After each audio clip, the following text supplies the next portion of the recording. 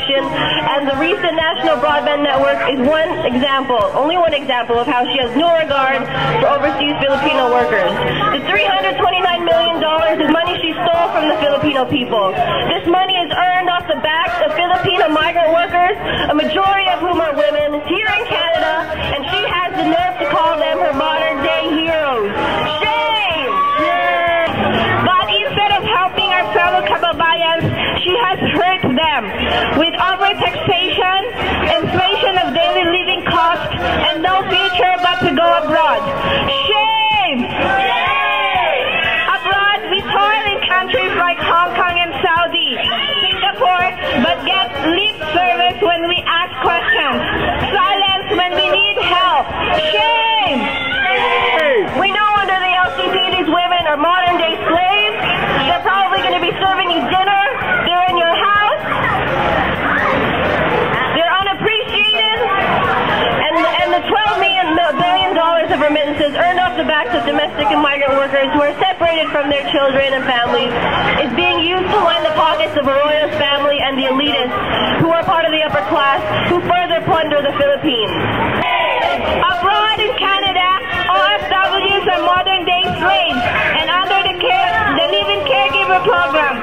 Despite decades of complaints to the Consul, they continue to ignore our very experiences. Shame! Dapat papansikin si Gloria Arroyo ng kalagayan ay mabago. OUST-GMA, sigaw ng bayan ay OUST-GMA. Dapat papansikin si Gloria Arroyo ng kalagayan ay mabago. So today as Canadians, we'd like to also express our own opinions of why she should be ousted and why as Canadians we should be concerned. In 2006 alone, so that's only in 1 year, 12 months, 365 days, the Canadian government took our taxpayers' dollars, our Canadian taxpayers' dollars, and sent 25 million Canadian dollars to the U.S. Arroyo regime.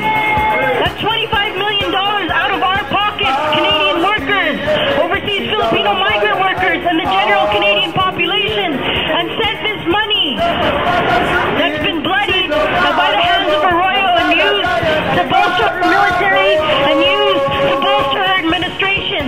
So as Canadians, as concerned and peace-loving Canadians, that we in the BC Committee for Human Rights in the Philippines extend our congratulations, our very heartfelt congratulations to all you and all the people of the Philippines who have made the choice to stand firm in the positions